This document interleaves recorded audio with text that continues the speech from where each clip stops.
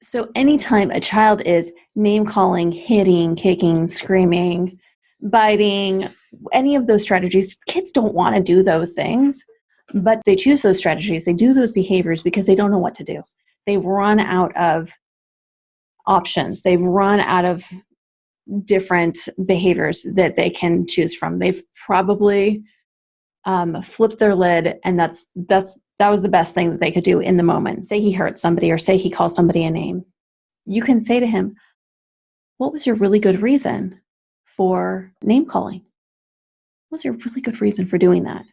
And then he's going to say, well, they grabbed my stuff or they hurt me and I didn't like that and I hate them and they're bad. And you're going to say, oh, that makes sense. Now, you're probably thinking like, but wait, when do I tell him that that's not okay? We'll get to that. You say, that makes sense. Tell me more. Well, I was playing and then I had this big block structure and then they knocked it over because Billy shoved Bobby by accident. They were playing this game and then he fell on my block structure. And then I hit him and I said that he was a poopy pants.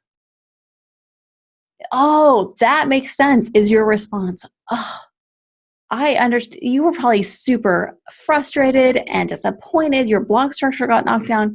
That makes so much sense. And this is where you have to put aside your judgments. You have to put aside what you think is wrong there and actually get into his shoes. And how old is he? He's 9. He's 9. Get into his 9-year-old shoes. From his perspective. Really have the empathy for him. Set that aside. Nothing wrong with your judgments. Nothing wrong with what you're thinking. Yep. Just set it aside for a moment. Really connect with him so that you can see it from his perspective, because that's going to really inform you about how, and also engage in that conversation. Until he's shared everything that he wants to share. And then at the end, here's your little switch. You say, do you have any ideas about how you can handle that next time? After he's totally gotten understanding from you, he knows you're on his side, he gets it, then he can start considering, what are things like for that other kid that I hit and called poopy pants? What is it like for him? Well, he probably was hurt. He was probably pretty disappointed and mad. Yeah, I guess that's not what I want to do next time.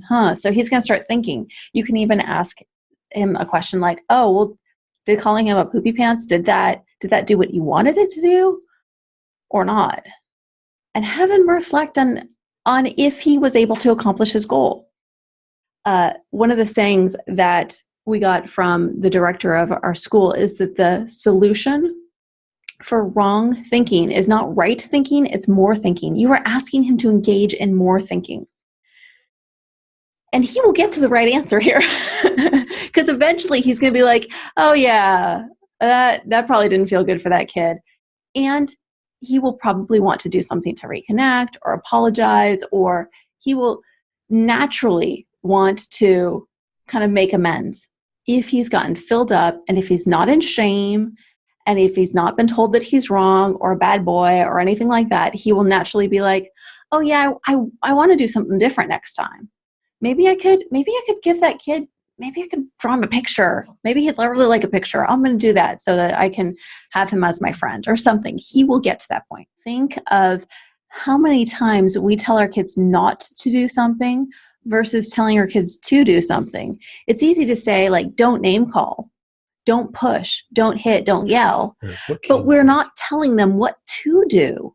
Or if you say, let's be respectful. Well, what does that mean? Be gentle. What does that mean?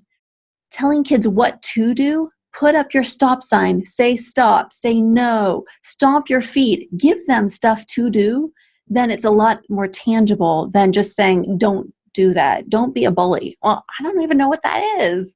So tell kids what to do rather than what not to do. And I like, Natalia, you also said some of the strategies you've tried or that you're thinking of are, breathing to calm, like counting to 10 maybe, or some type of a breathing exercise to calm, having a sensory or a calming box, a happy box, something they can go to when they're in those situations. Another one could be going to the teacher and saying, hey, or going to an adult, going to someone and saying, hey, I need help. This is what happened. And giving them all these different options are ways to look at meeting those needs that you've identified. So